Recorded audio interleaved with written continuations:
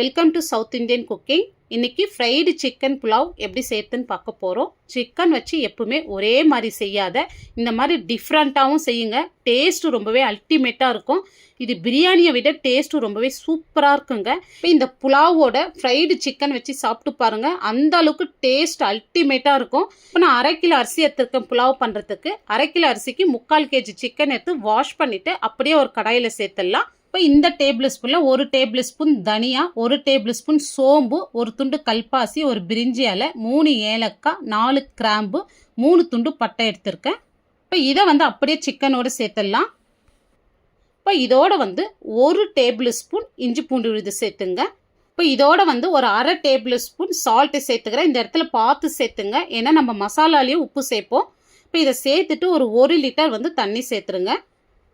இப்போ தண்ணி சேர்த்துட்டு நல்லா கலந்து விடுங்க. இந்த உப்பு இஞ்சி பூண்டு விழுது எல்லாம் நல்லா மிக்ஸ் ஆகட்டும்.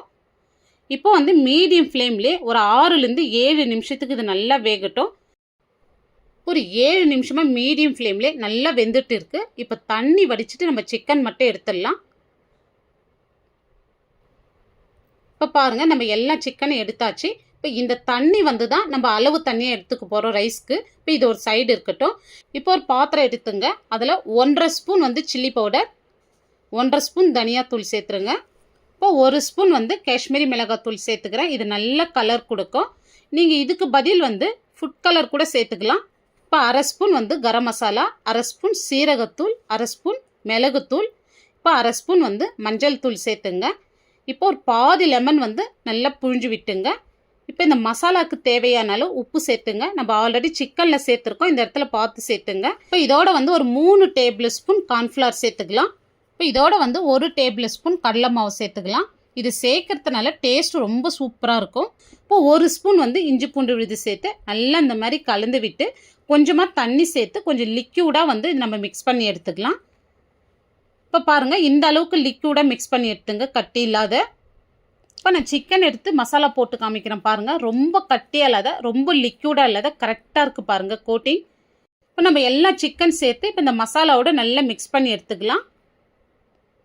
இப்போ நம்ம சேர்த்த அளவு எல்லாமே கரெக்டாக இருக்குது பாருங்கள். ரொம்ப அதிகமாக இல்லாத, கம்மியாக இல்லாத, கோட்டிங் கரெக்டாக இருக்குது. இப்போ இது ஒரு 10லேருந்து 15 நிமிஷம் நல்லா ஊறட்டும். இப்போ நம்ம சிக்கன் பொரிக்கிறதுக்கு எண்ணெய் நல்லா காஞ்சிட்டு இருக்குது. இப்போ சூடான எண்ணெயில் நம்ம சிக்கன் பொரிச்சு எடுத்துக்கலாம். இப்போ நம்ம சிக்கன் சேர்த்துட்டு 1லேருந்து 1.5 நிமிஷம் ஒரு சைடு வெந்தால் போதும். ஏன்னா இது ஆல்ரெடி நம்ம பாயில் பண்ண சிக்கன். இப்போ இந்த சைடு திருப்பி விட்டு ஒரு 1 நிமிஷத்துக்கு மட்டும் இருந்தால் போதும். நிறைய நேரம் விடாதீங்க, சிக்கன் ரொம்ப ஹார்டாகிடும். இப்போ பாருங்கள், இந்த அளவுக்கு வெந்தால் போதும். இப்போ நம்ம இதை எடுத்துடலாம்.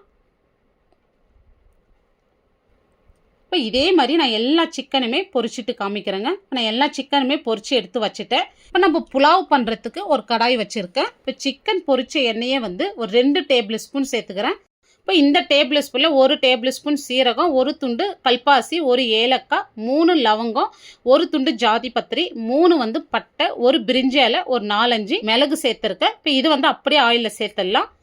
இப்போ சீரகம் நல்லா பொரிஞ்சு வரட்டும். இப்போ மீடியம் சைஸில் 3 வெங்காயம் எடுத்து நல்லா நீல வாக்கில் மெலிசாக கட் பண்ணி வச்சுருக்கேன். இப்போ அதையும் இதோடு சேர்த்துடலாம்.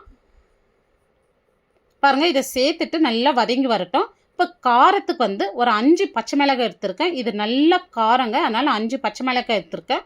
உங்கள் காரத்துக்கு தகுந்த மாதிரி நீங்கள் பச்சை மிளகாய் சேர்த்துங்க. இப்போ இது ஒரு பாதி அளவுக்கு வதங்கி வரட்டும். இது ஃபுல்லாக வதங்கணுன்றது கிடையாது. இப்போ 2 ஸ்பூன் நான் இஞ்சி பூண்டு விழுது சேர்த்துக்கிறேன். இப்போ நம்ம சிக்கன் வேக வைக்க சொல்ல 1 ஸ்பூன் சேர்த்து வேக வச்சுருக்கோம். இப்போ அந்த தண்ணி தான் நம்ம அளவு தண்ணியை எடுத்துக்க போகிறோம். அதனால் 2 ஸ்பூன் கரெக்டாக இருக்குங்க.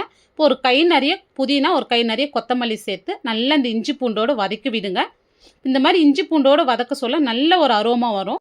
இப்போ இதோட ஒரு 5லேருந்து 6 டேபிள் ஸ்பூன் தயிர் சேர்த்துக்கிறேன். இதனுடைய அளவு பார்த்திங்கன்னா ஒரு 50 ml இருக்கும். இப்போ தயிர் சேர்த்துட்டு நல்லா கலந்து விடுங்க. இப்போ 1/2 கிலோ அரிசிக்கு நம்ம சேர்த்த தயிர் கரெக்டாக இருக்கும். இப்போ இதோட ஒரு 1/2 டேபிள் ஸ்பூன் தனியாத்தூள் சேர்த்துங்க. இப்போ தனியாத்தூள் சேர்த்துட்டு நல்லா இந்த ஆயிலே மிக்ஸ் பண்ணி விடுங்க.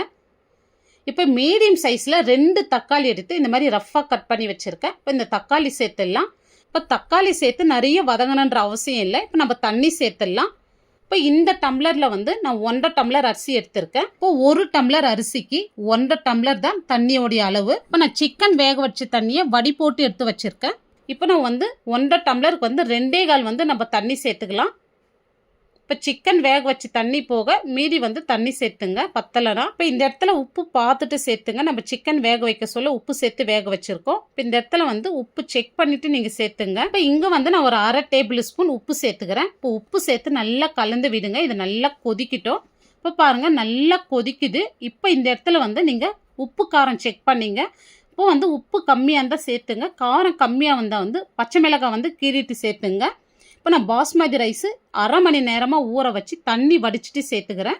இப்போ பாஸ்மதி ரைஸுன்றதுனால கொஞ்சம் பக்குவமாக கலந்து விடுங்க. அரிசி உடைஞ்சிடும், உடையாத கலந்து விட்டுங்க. இப்போ மீடியம் ஃப்ளேம்லேயே அரிசி தண்ணி இந்த மாதிரி வெந்து லெவலாக வரணும். இப்போ இந்த மாதிரி சைடெல்லாம் நம்ம கலந்து விட்டுட்டு இப்போ நம்ம தம் போட்டுடலாம். இப்போ பாருங்கள் அரிசி தண்ணி ஈக்குவலாக இருக்குது பாருங்கள்.